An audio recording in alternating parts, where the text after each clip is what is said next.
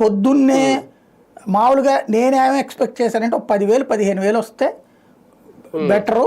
ఎందుకంటే హిందూ చైతన్యం పరంగా సొంత ఖర్చులు పెట్టుకుని ప్లస్ అక్కడ దాకా అంటే ఎక్కడ వస్తారు, ఏ తెలంగాణలో అంటే కాస్త యాక్టివిజం ఎక్కువ ఉంటుందిలే అనుకున్నా. బట్ ఇన్ని వేల మంది హాజరు కావడం, ఇన్ని లక్షల మంది హాజరు కావడం, హాజరైనటువంటి వాళ్ళు ఎక్కడా ప్రాబ్లం రాకుండా వెళ్ళిపోయేదాకా కూడా సిన్సియర్గా చేసుకువెళ్ళడం అనేటటువంటిది చాలా పర్ఫెక్ట్గా ఉంది, చాలా నీట్గా చేసుకెళ్ళారు.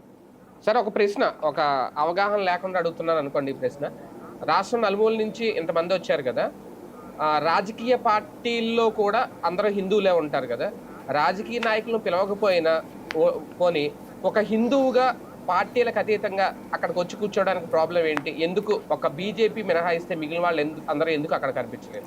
ఒకళ్ళిద్దరు వేరే పార్టీలు వాళ్ళు కూడా కనిపించారండి. గన్నవరం ఎమ్మెల్యే వెంకట్రావు కనిపించాడు నాకు అక్కడ. అవును, అంటే వాళ్ళు ఆ ఏరియా ఎమ్మెల్యే కాబట్టి. సరే, మిగతా చోట్ల వచ్చేటప్పటికి పిలిస్తే వెళ్ళుండేవాళ్ళు. ఇప్పుడు క్రిస్టియన్ ప్రోగ్రామ్స్కి అయినా ముస్లిం ప్రోగ్రామ్స్కి అయినా కూడా పిలవకుండా వెళ్ళరు. హిందువుగా రావడానికి పిలవాలా? అంటే ఇప్పుడు క్రిస్టియన్ ప్రోగ్రామ్స్కి ముస్లిం ప్రోగ్రాంలకు కూడా వెళ్ళరు కదా వాళ్ళు.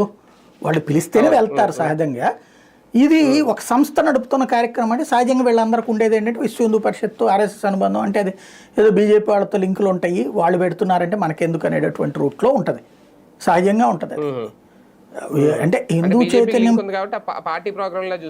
భారతీయ జనతా పార్టీకి నాకు తెలిసిన లింక్ ఏంటంటే ఆర్ఎస్ఎస్కి అనుబంధంగా పనిచేసే విభాగాలలో రాజకీయ విభాగం భారతీయ జనతా పార్టీది. కానీ బీజేపీ దగ్గరికి విశ్వ హిందూ పరిషత్ తోడు వచ్చి కూర్చోడు, విశ్వ హిందూ పరిషత్ వాళ్ళ దగ్గరికి వెళ్ళి